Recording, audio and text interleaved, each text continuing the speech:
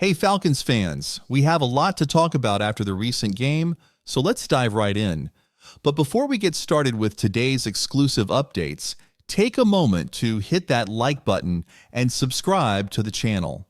That way, you'll stay up to date with all the latest news, analysis, and insider info about our team.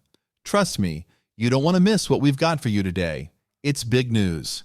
Let's kick things off with some great news for our defense. Rookie defensive tackle Rook Orhorhoro is set to return after recovering from the ankle injury he suffered in Week 8 against the Tampa Bay Buccaneers. Head coach Raheem Morris confirmed that Orhorhoro is expected to return to practice this week. This is huge because Orhorhoro, a second-round draft pick, came in with high expectations, and now it looks like he's ready to make an impact just when we need him most. Coach Morris mentioned that Orhorhoro's recovery benefited from the extra time off, and all signs point to him being ready to go. Standing at 6'4" and weighing 290 pounds, Orhorhoro played in 4 games this season before his injury. During those games, he recorded 5 tackles and even managed a quarterback hit in just 63 snaps. While those numbers might not seem extraordinary, his presence on the defensive line has been noticeable, and his return is expected to give our defense a much-needed boost as we head into the most critical stretch of the season. If designated to return on Wednesday, he will have a 21-day practice window before being activated. However, Coach Morris hinted that Orhorhoro might be ready sooner than expected. Now shifting to the offense, there has been plenty of buzz around the Falcons' quarterback situation. After a tough 0-3 stretch where Kirk Cousins threw 6 interceptions and failed to score any touchdowns, some fans are calling for a change. Stay tuned as we break this down further in today's updates. Let's set the record straight. Internally, there is no controversy about the quarterback position. Head coach Raheem Morris has been unwavering in his support for Kirk Cousins, reaffirming after Sunday's loss to the Chargers that Cousins remains the team's starter. According to Morris, Cousins is the guy to lead this team, and the focus is on helping him get back to his best form.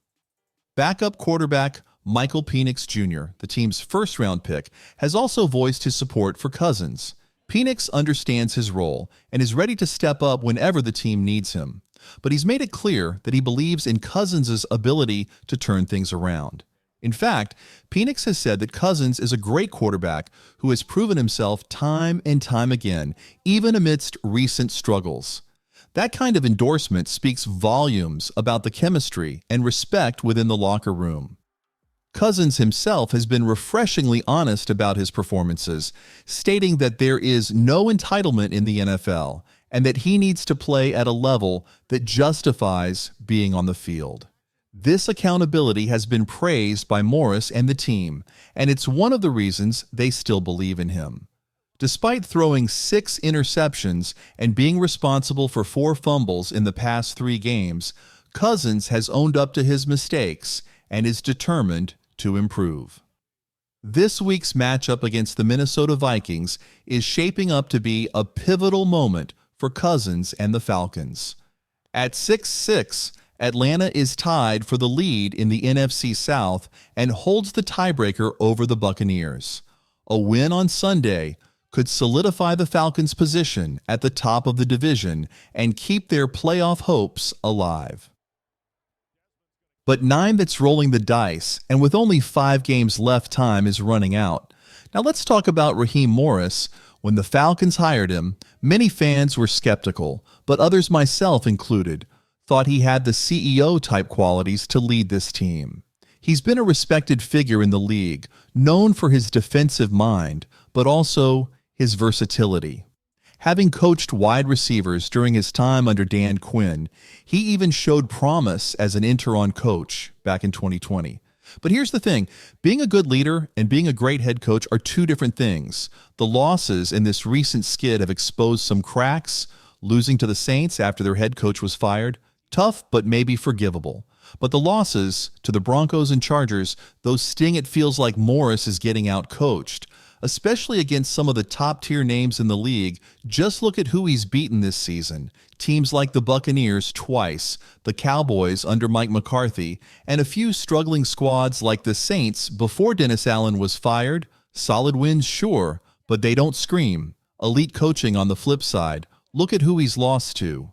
Andy Reid, Sean Payton, Mike Tomlin, and Jim Harbaugh, to name a few. These are some of the best in the game, and it's clear that Morris has struggled to match wits with them. It's not just Morris, though. Offensive coordinator Zach Robinson seems to have hit a wall, and defensive coordinator Jimmy Lake. Well, that hire is looking like a mistake, adjustments need to be made, and fast. Then there's the quarterback situation. Kirk Cousins has been the guy all season, but his play in the last 3 games has raised serious questions. 6 interceptions, no touchdowns, and several fumal during this skid. But now, it's down to 9 games left and the pressure is on. With only 5 games remaining, time is running out. Let's discuss Raheem Morris. When the Falcons brought him on board, many fans were unsure, but I believed he had the qualities to lead this team. Morris is respected in the league for his defensive skills and his ability to adapt. He even coached wide receivers during his time with Dan Quinn, showing his versatility. He had a promising stint as an interim coach back in 2020. However, there's a big difference between being a good leader and being a great head coach. The recent losses have revealed some weaknesses. Losing to the Saints after their head coach was fired was tough, but might be excusable. But the defeats against the Broncos and Chargers really hurt. It seems like Morris is getting outsmarted, especially against some of the top coaches in the league. Look at the teams he's managed to beat this season. The Buccaneers twice, the Cowboys under Mike McCarthy, and a few struggling teams like the Saints before Dennis Allen was let go. Those are solid wins, but they don't exactly shout elite coaching. On the other hand, consider the coaches he's lost to. Andy Reid, Sean Payton, Mike Tomlin, and Jim Harbaugh, just to name a few. These are some of the best in the business, and it's clear that Morris has had a tough time keeping up with them. It's not just Morris, though. Offensive coordinator Zach Robinson seems to have hit a wall, and the hiring of defensive coordinator Jimmy Lake is starting to look like a mistake. Changes need to happen quickly. And then there's the quarterback situation. Kirk Cousins has been the starter all season, but his performance in the last 3 games has raised serious concerns. With 6 interceptions, no touchdowns, and several fumbles during this stretch, questions are mounting. It's been a tough ride for the Falcons. Raheem Morris has stood by Kirk Cousins, insisting he's still the starter. But you have to wonder how much longer that will last. Rookie Michael Penix Jr. has been waiting for his chance. And while he's said all the right things about being ready, the real question is whether the Falcons will turn to him if Cousins keeps struggling. The next 5 weeks are crucial, not just for the Falcons' playoff hopes, but also for Cousins' future in Atlanta. They have a challenging road game coming up against the Vikings, a team coached by Kevin O'Connell, who worked with Morris on the Rams' Super Bowl staff. After that, the Falcons face tough matchups against the Raiders, Jets, and Panthers, leading up to a potentially decisive game against Washington to wrap up the season. Winning 4 out of these 5 games would almost guarantee a playoff spot. 3 wins might do the trick, but anything less could spell disaster. So what's the way forward? First, Morris needs to find a way to rally his team. This might mean reevaluating his coaching staff, as Jimmy Lake's position as defensive coordinator is definitely under pressure. He might even need to make a bold move at quarterback. The good news is that the Falcons have the talent to turn things around. The real question is whether the coaching staff can make the most of it. Now it's your turn. Falcons fans, what do you think? Should the Falcons keep Raheem Morris beyond this season? Is it time to give Michael Penix Jr. a chance at quarterback?